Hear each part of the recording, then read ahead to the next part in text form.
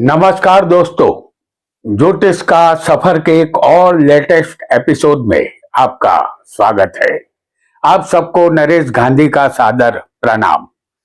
यह हमारा 549वां एपिसोड है जिसका नाम है स्त्री की कुंडली में शुभ अशुभ योग।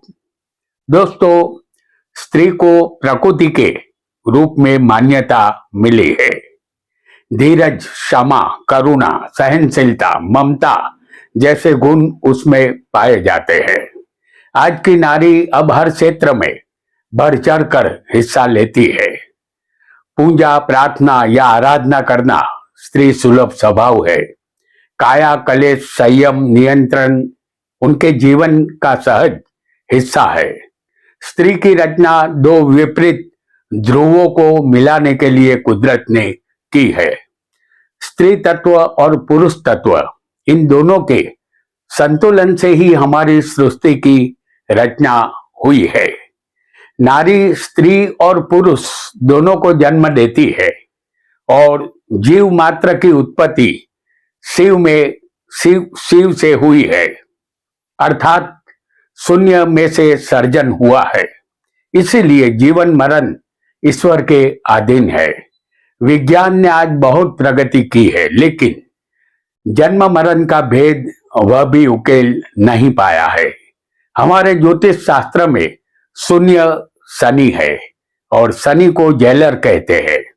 शनि ही जीवन मरण के बंधन का कारक है और जन्म मृत्यु पर शनि का अधिकार है। जब एक नारी गर्भ धारण करती है और उसके पेट में जो संतान होती है वह 272 दिन यानी 9 महीने गर्भ में रहती है। यह उस बच्चे के लिए 9 महीने के लिए गर्भवास की जेल है। जब कोई जीवात्मा गर्भवास की जेल से बाहर निकलता है तब वह जीव शिव रूपी तत्व को लेकर इस दुनिया में जन्म लेता है। वह जीवात्मा जब शरीर धारण करके जिस समय जन्म लेता है, वह घड़ी, वह पल, वह समय उसे ज्योतिष शास्त्र से जोड़ देता है। उसकी जन्म कुंडली बन जाती है और उस जीवात्मा की जीवन यात्रा शुरू हो जाती है। इस तरह स्त्री सृष्टि के निर्माण में अपना महत्व का योगदान देती है। स्त्री की इस महानता के आगे किसी भी पुरुष को नतमस्तक होना ही पड़ेगा।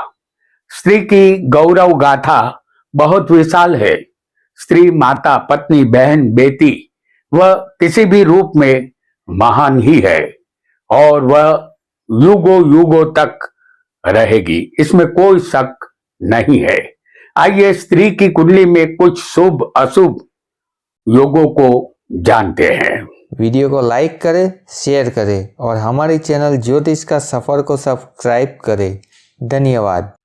आपके सामने एक कुंडली है जिसमें सिर्फ लग्न लिखा है। जहां जिस लग्न की जरूरत होगी वह लग्न हम अवश्य दिखाएंगे। यहां इतना याद रहे कि जो योग हम यहां बताएंगे वह सिर्फ स्त्री की कुंडली पर ही लागू होंगे, पुरुष की कुंडली पर नहीं। किसी भी स्त्री की कुंडली में कोई भी लग्न हो, पंचम स्थान में गुरु शुक्र की युति बनी होगी। जैसे हम यहां आपको दिखा रहे हैं, पंचम स्थान में गुरु और शुक्र को, तो पंचम स्थान में गुरु शुक्र की युति बनी होगी। वह स्त्री बहुपुत्रवती होती है। उसे अपने पति से आदर और मान सम्मान मिलता है।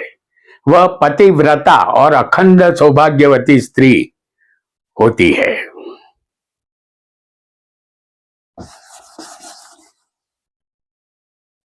आइए एक अन्य योग को भी सिर्फ स्त्री की कुंडली में जानेंगे। स्त्री की कुंडली में लग्न कोई भी हो, सप्तम स्थान में एक भी पाप ग्रह बैठा होगा।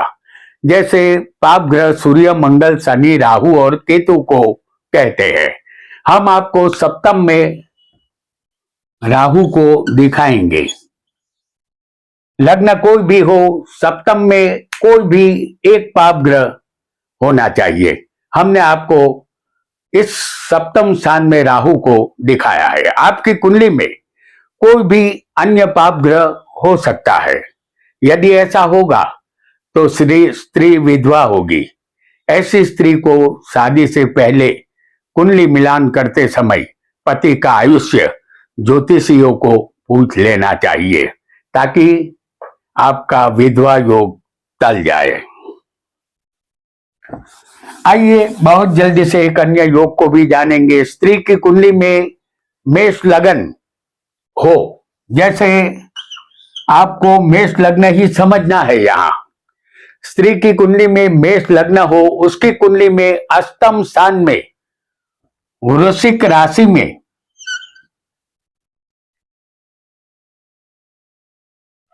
चार पाप ग्रह बैठे हो।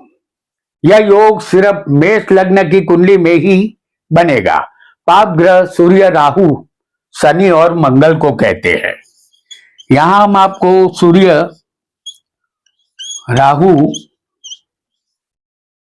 शनि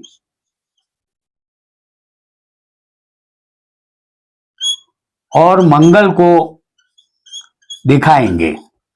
ये चारों के चारों पापी ग्रह है। यदि ऐसा योग होगा तो दाम्पत्य जीवन का सुख नहीं मिलता, क्योंकि 8वां स्थान स्त्री के सौभाग्य का होता है। सौभाग्य स्थान यहां पीड़ित हो गया है। ये योग सिर्फ मेष लग्न की कुंडली में ही बनेगा, ऐसा आपको निश्चित समझ लेना है। आइए बहुत जल्दी से एक अन्य योग को भी हम जान लेते हैं। स्त्री की कुंडली में लग्न कोई भी हो, नवम स्थान में बुध और शुक्र मौजूद होने चाहिए। जैसे ये नवम स्थान है जो भाग्य का है, और इसमें बुध और शुक्र मौजूद होने चाहिए। और अष्टम स्थान में पाप ग्रह बैठे हो। यहां पापी ग्रह हम शनि और मंगल को दिखाएंगे। अष्टम स्थान में शुक्र बुध तो 9 में होंगे ही, लेकिन पाप ग्रह शनि या मंगल यहां अष्टम में हमने दिखाए हैं। हालांकि अष्टम में किसी को सूर्य राहु भी शनि मंगल की जगह हो सकते हैं। ऐसा योग स्त्री को पुत्रवती बनाता है। उसे पति का सुख लंबे समय तक मिलता रहता है।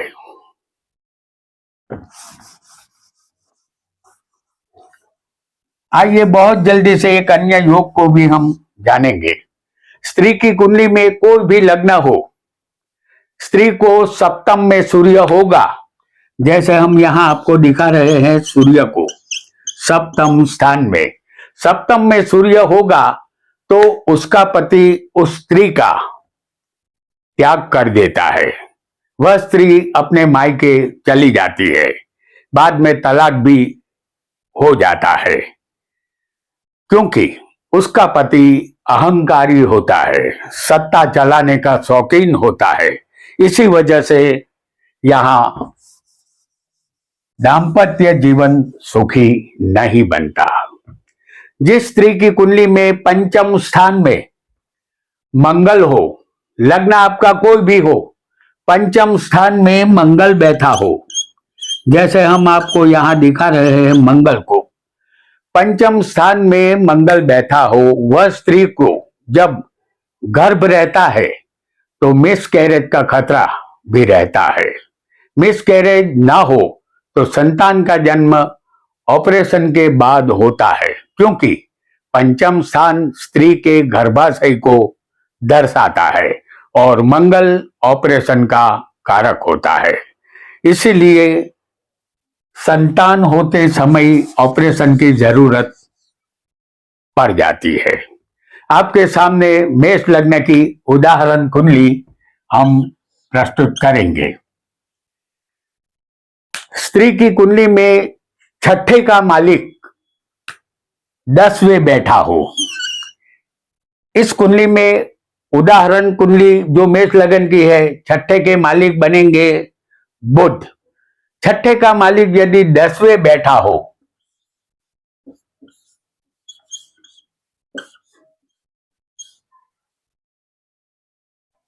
तो आपको अपनी कुंडली के छठे के मालिक को 10वें जो ग्रह बने उसे समझना है। इस कुंडली में छठे के मालिक बुध है जो 10वें होंगे। ऐसा योग स्त्री को स्वाभिमानी और स्वतंत्र स्वभाव की बनाता है। वह नौकरी करके खुद रुपया कमाती है। यह ज्यादातर खुददार होती है और गुलामी को नापसंद करती है।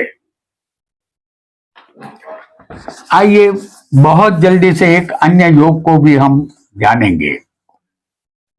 स्त्री की कुंडली में कोई भी लग्न हो, सप्तम स्थान में बुध शनि की युति बनी होगी। जैसे हम आपको यहां दिखा रहे हैं, बुध और शनि सप्तम में, लग्न कोई भी हो, सप्तम में बुध शनि की युति बनी होगी तो उसे नपुंसक पति मिलता है जो नामर्द होता है, अर्थात वह संतान उत्पन्न करने में सक्षम नहीं होता।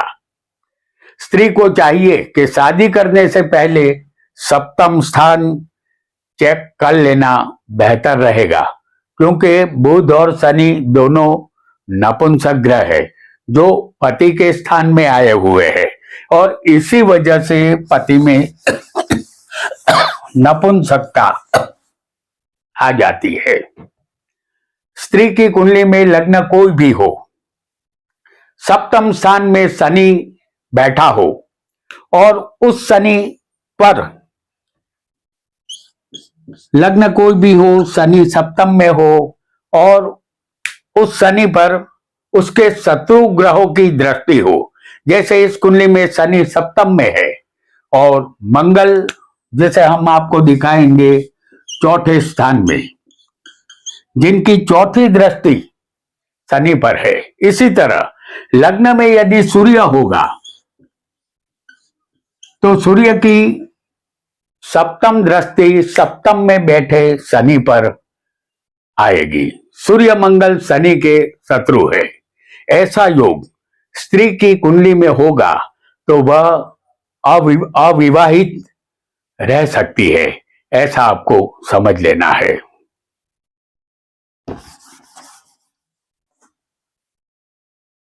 एक अन्य योग को बहुत जल्दी से हम समझ लेंगे। स्त्री की कुंडली में सप्तम स्थान में मंगल बैठा हो, जैसे हम आपको यहां दिखा रहे हैं मंगल को, जो सप्तम स्थान में बैठा है। आपका लग्न यहां कोई भी हो, सप्तम में मंगल स्त्री को मांगलिक बनाता है। ऐसी स्त्री को वैधव्य अचूक मिलता है। जिस स्त्री की कुंडली में ऐसा योग बना हो उसे चाहिए कि वह आयुष्मान लड़का पति के रूप में पसंद करे जो 70-80 साल जीने वाला हो, तो वैधव्य का सामना नहीं करना पड़ेगा।